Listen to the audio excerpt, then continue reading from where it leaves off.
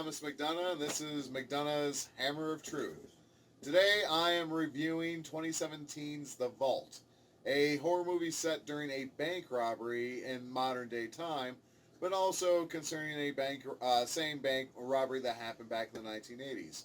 Starring James Franco, Clifton Collins Jr., Tara Manning, and some other people. It was not a very large cast.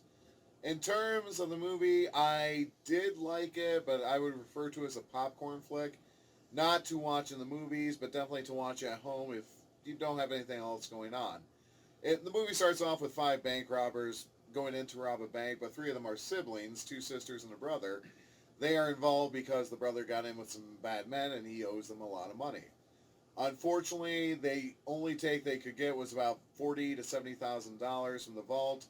That makes them very angry, and they have to discuss whether or not they need to get out until a man who claims to be the assistant manager, played by James Franco, shows up and says that there's an older vault in the basement that has several $100,000 in it.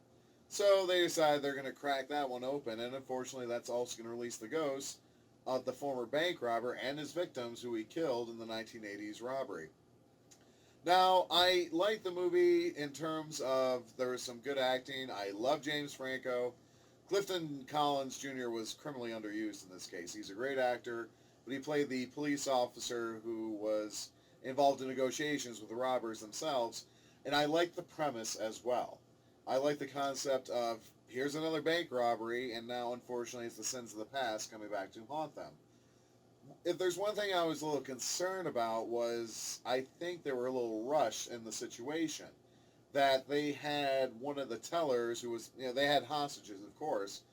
One of the tellers who was a hostage, first of all, I didn't like how she was trying to get to know the brother bank robber, saying, you don't want to hurt me, you're a good person. That's how I met my wife, bank robbery. So. Oh, I thought, what, did she say that to you? You don't want to hurt me, you're a good person? Yeah, that's a great pickup line. And I hate to say, if you were a hostage in a bank robbery, yes. Don't try to make a connection with the robbers. And you don't know if they're ready to shoot you on sight. And not to mention, she was... obviously someone you can trust. Oh, yeah, of course. I know you. You're a good person. I mean, I just met you 10 minutes ago and you got a shotgun in my head. Also, that she was actually tasked with a lot of exposition of the previous bank robbery. And that's when they kind of got off. And if I'm looking for an issue here, it's that some theaters, not just theaters, movie companies want to get these movies out there very quickly, and they don't give it enough time to explore a little bit more. Maybe go a little into the background of the bank robbers themselves, as well as, why is the ghost of the former victims also killing people? As I said, it's actually a decent movie to watch. One thing I don't like, and here's one of my rants I have to go out about movies in the first place for horror movies. And first, shout out to the YouTube channel Good Bad Flicks for explaining this to me. Have you ever heard of a bagul? Yes.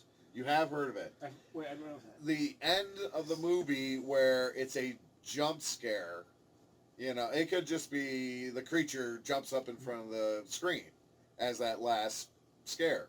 Now, in this case, it wasn't exactly that, but, in the end, the robbers who got away with the money, here comes the ghost of the previous bank robber and jumps at him. And the big reason they do that, they always want to leave room for the sequel, and that's ridiculous. Okay, they could have gone away, and then if you wanted to do a sequel, they got caught up with them in Mexico or something like that. I don't like Baguls because it just seems like a very cheap, tacky add-on. It's like if it too ended... Actually, if it ended like the miniseries with Pennywise laughing, ha ha ha ha ha, he's not dead! Do we have to leave it open for sequels all the time? There are a lot of good ideas out there, a lot of good movies out there, and you really need Hollywood, this is going to you, instead of pushing them out there to make a profit, get out some good stories, because then they could have done so much more with this, I think. Mm-hmm. And that could have gone a little bit further. Like maybe the bank robber's ghost is going to follow the money that he didn't get before. Anyways, if I had to give a rating on this, I'd give this 3 hammers out of 5. Okay. It's a good watch. We could have used some more James Franco, more Clifton Collins Jr., but all in all, still a good movie. Very good. All right. So The Vault is currently on Netflix. So go ahead and check that out now.